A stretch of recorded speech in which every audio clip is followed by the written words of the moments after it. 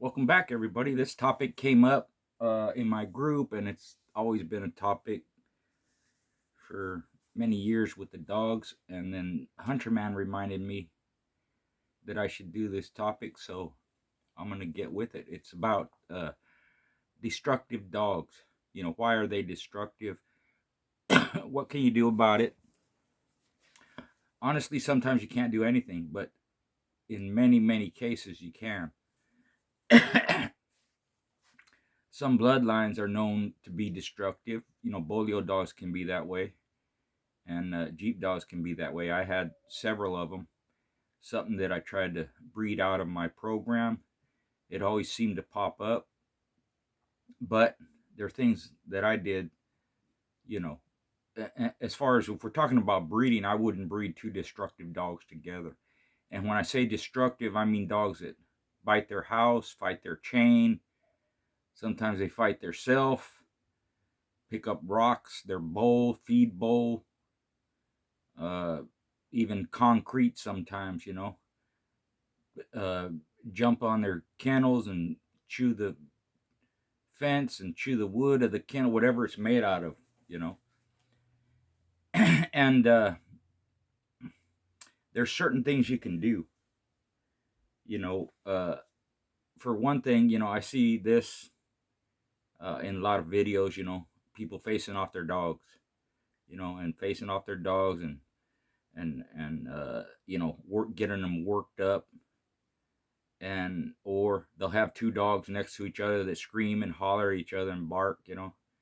I learned a long time ago not to put two aggressive dogs like that next to each other. I lost one of my best dogs that way because they broke the chain, and one one got to the other one, and the one on the chain is the one that perished. The one off the chain was the one that didn't, but I almost lost both of them. Right, so I understand the thinking behind it. You want to see your dog behave a certain way, you want them to be aggressive and all that, but in the real world, that doesn't mean anything. Honestly, it don't. If the dogs, in my era and before and all that, they either worked out or they didn't. There's certain things you can do regarding prey drive and exercise and intelligence and all that to help them out. Nothing wrong with that. But to put them in that situation where a potential accident can happen, or them getting so frustrated that they start chewing on everything because they can't get to the other dog, that to me, that's dumb, you know. And then people like that do that, they'll turn around and say, "Well, my dog chews on everything." Well, you enabled him. How you raise them, like I always talk about, has a lot to do with the end product. So you don't need to do that. I had a buddy who taught all his dogs from a young age to be quiet during feed time, right? And everybody knows if you got a bunch of dogs or even a few dogs, people just normally let them bark and holler and scream. It's time to eat. They get worked up. They're hungry and all that. He taught all his dogs to be quiet. And if they started to get a little noisy during feed time, he'd call out their name and just say, "Hey, be quiet. Keep it down. Whatever." And you wouldn't believe a yard of 40, 50 dogs quiet during feed time. A lot of it has to do with how you raise them. So if you encourage certain things at the wrong time, then you have a problem you got to deal with. And that's one of them. If you want them to always be aggressive, always be hot, they're going to do it at any time. They're not going to have any manners. They're not going to use their intelligence to know when to turn it on and when not to. And like Hunter Man was saying, he didn't raise his dogs that way. They all got along. They all behaved. They knew the difference from when it was that time and when it was just regular everyday living time. So his dogs weren't like that, and he had a lot of good dogs. And Mr. Bill's dogs were like that too. They weren't crazy. They didn't act up. They didn't get stupid. No kennel accidents. That's in his words. They didn't have kennel accidents. Me, I had some early on. After I changed up, after I learned, I didn't have kennel accidents either. I didn't have any broken chains, and a lot of that has to do with checking your chains, checking your links, checking your clips, checking everything, regularly to make sure they're not too worn down or they need to be changed or whatever. replacing a $50 setup, whatever it costs you to set up the dog, is a lot cheaper than replacing uh, hundreds dollars worth or thousands of dollars worth of dog, right? So be mindful of that. There's a place for everything, and them being hot and obnoxious and destructive ain't it. A lot of times they get, like I said, sometimes it's a blood line, but you can still work with it. A lot of times it's how you raise them, and a lot of times that destructiveness is a stress level. They have to get that energy out. They have to put it on something, and a lot of times this stuff happens when you're not home. That's where you have a kennel accident. You have a weak chain, weak link, weak lap link, or weak clip, or whatever, and you're not even there when it happens. You come home to dead dogs, one, two, or more. So uh, that's part of the preventative maintenance that I always talk about. It could be that they need exercise to get that energy out. They're performance dogs. They have a lot of energy. They have a lot of prey drive. They have a lot of high metabolism. You know, so it may mean that you have to work them almost every day, right? And if you work them close to the feeding time, which would help later on if you're going to condition them for some event, you know, and then you feed them, they have a tendency, especially if it's a warm meal in wintertime or a fresh meal in summertime, meaning you just add water to their feed to make sure they stay hydrated during the summertime. They just go in at night like normal, and they're more apt to be relaxed and just go to sleep. And even in the morning, they don't come out like gangbusters looking to attack everything, you know. It could be they need something to chew on. I used to give mine beef bones, right? And it could mean you have an old tire laying around, just leave it in their area while you're there and just let them work all that energy out. You have treadmill, run them on the treadmill. If he's so destructive that he's on all the time, if he and it's not going to hurt them because they're not in keep anyways. So you've overexert them to the point where they're just exhausted and want to lay down, it's not going to hurt them as long as you keep them well fed and hydrated, right? So you could run them every day on the mill. You could do your hand walking, road work, do your spring pull, do your tug of war, you know, and just get them tired. That helps with the destructiveness. I had a dog one time that was like that. Called my friend up, told him about him, just in conversation. I didn't call him up and tell him, hey, I got a destructive dog. What do I do? But just in the conversation, that came up. And I'm like, yeah, I don't know what I'm going to do with him. He's going to break all his teeth. He was already chipping them, right? He said, Richard, send him to me. I said, what are you going to do? He said, I'll just put him in a kennel. That'll stop it. What do I got to lose? I send him the dog, talk to him later on. Hey, did he stop? Yeah. Yeah. So it could just be that confinement, the chain, and the confinement being also, you know, uh, also the fact that he's more loose, where he thinks he can get away or whatever, you know, uh, he settled down in the kennel, right? Because there's nothing confining him that way, but he has that area to be in the kennel, and according to him, it stopped him from being destructive. So you can give him bones, beef bones, raw beef bones. Always when I gave bones, they were raw. I really didn't give him chicken bones. Some people give him chicken bones, and as long as the dog's used to it, I would say, they tell me they never had a problem with them splintering or any abdominal problems or digestive problems. That's great. But you got to get them used to it early. And their system's used to it, their stomach's used to it.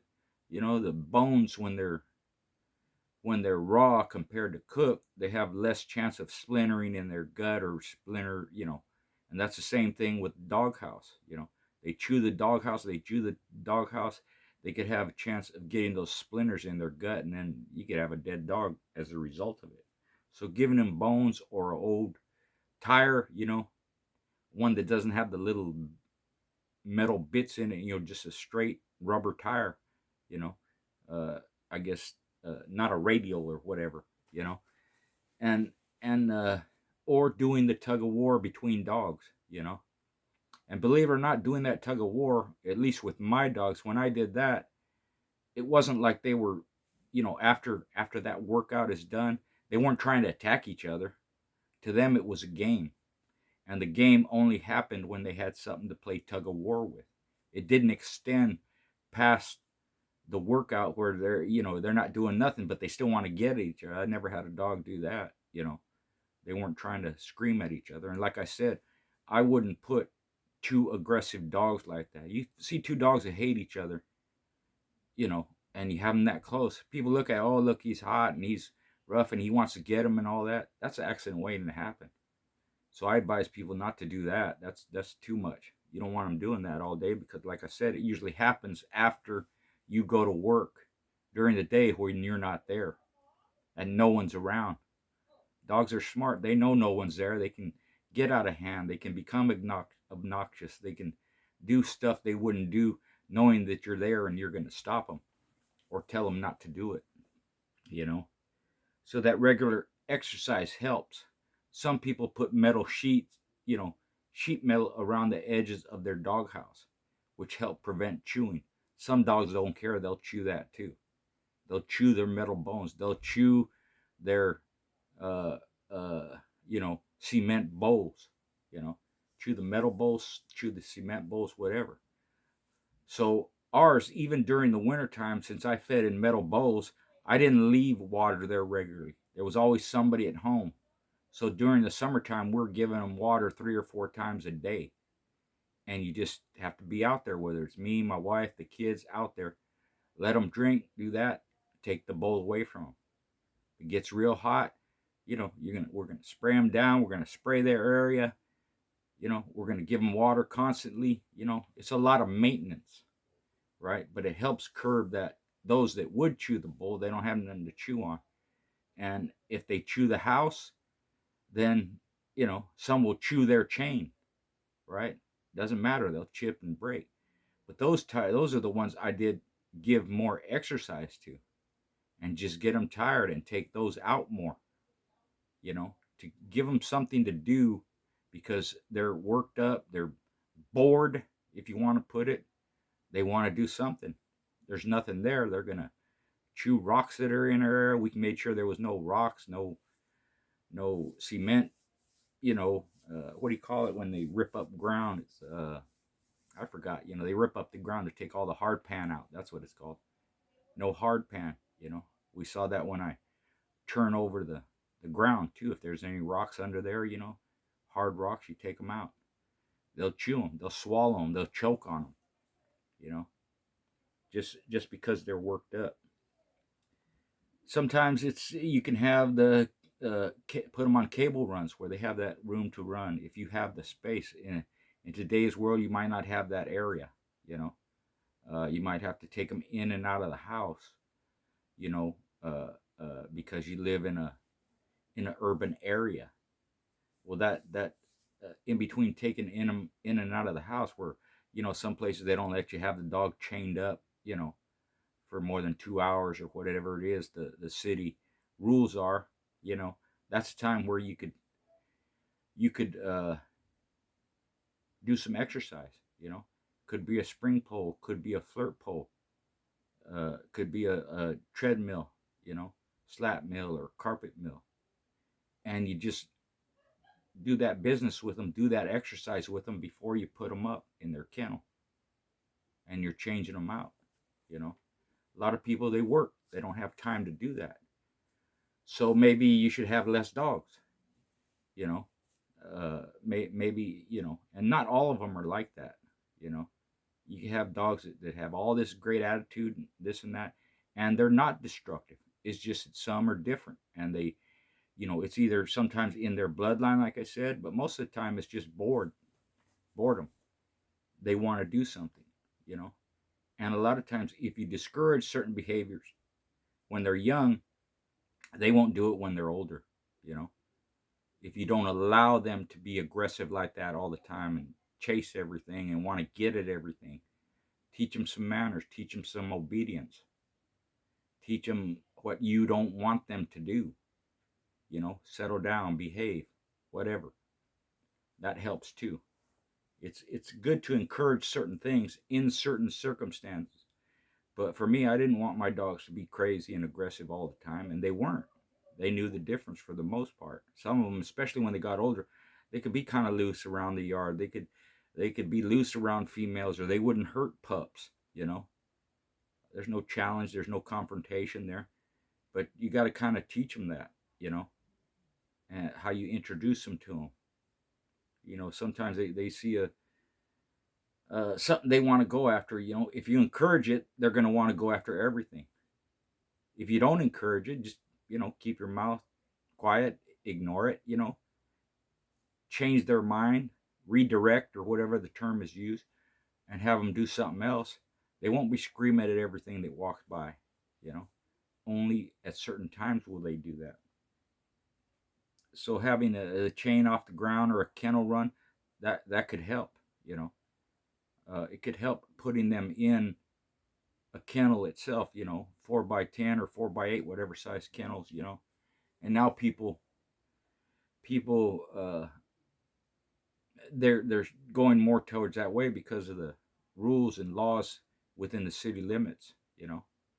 And it takes sometimes putting up a sheet of plywood in between dogs so they can't see each other. They know they're there, but the dog can't be seen between the kennel runs to get them worked up.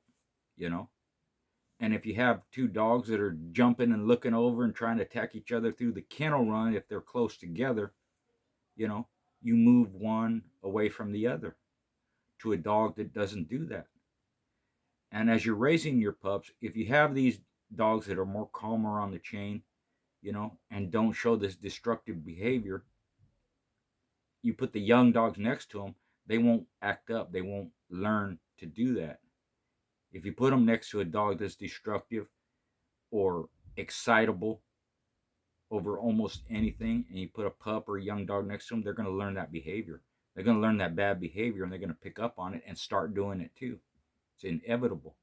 You might have to seclude that aggressive chain fighting dog or destructive dog from all the other ones, And the farther you have your dogs set up from each other, they tend not to have that behavior because it's not up close. It's different when the dogs are real close next to each other. I've gone to yards, and the distance between each dog's chain setup, is like that much. You can barely walk between them. They're real close together. So I would advise not doing that. That's another accident waiting to happen. A lot of it is mental stress, anxiety, boredom. They might miss you during the day. So if you can leave a tire in their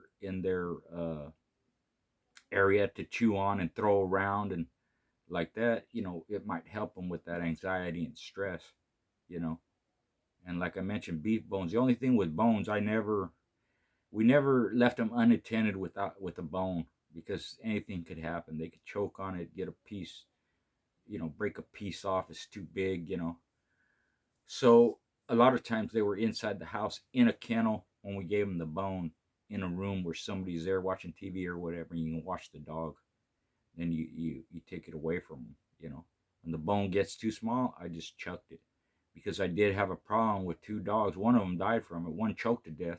The other one, I got him to the vet, and he extracted the piece of bone, right? So you know that they take a lot of maintenance. That there's a lot of things involved in it, in raising these dogs, because they're so high strung by nature. The fact that they come from competition dogs, you know, so it's like, you take care of a thoroughbred racehorse. The maintenance of it and the care of it is different from just a regular horse, something to that effect. They're high strung, high spirited. These dogs are the same way, most of them. They will copy other dogs. They'll copy the good behavior, they'll copy the bad behavior too. So you got to be careful who's who. Sometimes it takes rotating the yard. That seems to have a calmness in them too when you move the dogs around. They're not confined to that same area all the time where they figure this is my area, I'm going to protect it, I'm going to defend it, whatever it is. If you move them around every couple of months or every 3 months, it has a tendency for them not to be that way all the time. It's a new spot, they'll mark their spot, they're there, and they kind of get used to the fact that you're changing them around. you know so it gets in their head maybe that I don't have to defend this area and I don't have to protect this area and this is only my area. you know they get used to being in different spots on the yard. Plus a different spot, it's a different outlook, it's a different situation. They see different things, even the different angle of the yard or whatever. you know so uh and that's part of it too. And but there's a lot you can do to help with these destructive dogs. And like I said, sometimes there's nothing you can do. you know but it is two different situations: how you raise them, how they behave, compared to other situations which might bring out that destructiveness in them. Right? They could be that way all the time, or you can discourage it when they're young and they won't be that way. Or when you see that happening, you get on top of it right away, get that energy out by exercising them, give them bones, give them a tire, give them something to chew on, give them something to do to make them think, so that they won't be bored, they won't be destructive, and they won't exhibit that behavior, and they won't teach a younger dog or another dog that behavior, or get themselves worked up where they're doing that a lot of the time when you're not there.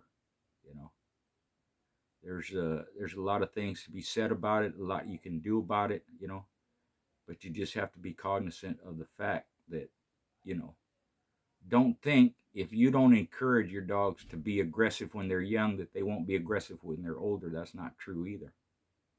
They don't have to be wild animals hitting the end of their chain all the time to exhibit the prey drive when they exhibit the prey drive when it's necessary. You could have a couch potato dog and he sits inside and you go out and hunt rabbits and all that, and he's good at it. Hunt coyotes or hogs, he's good at it. They understand that that's not the situation for them to be aggressive, being inside the house or in their kennel, just kicking back and relaxing. You know, so a lot of it is mental, a lot of it is dog psychology, if you want to call it, and you have to recognize the situation, understand the nature of your dog, how they think, how they act, why they do what they do, and the things that you don't want them to do. You can teach them not to do it. If they can teach dogs to ride a bike and jump through fire hoops and all like that, you can teach them to behave. Like I said, my buddy did it. None of his dogs, and I'm talking a whole yard of dogs, were noisy during feed time. And back in the day, speaking of back in the day, I had conventions, you know, and my dogs were all around the house. So the ones that were near the house where the show was, we moved those. We'd put them inside in the kennel, or I had other chain spots away from there, or when you're looking at dogs or whatever, the other ones that are farther away, we taught them not to get worked out. And I usually had my kids out there making sure they were quiet, not barking all day, because they know what's going on over there, but you have to keep them quiet.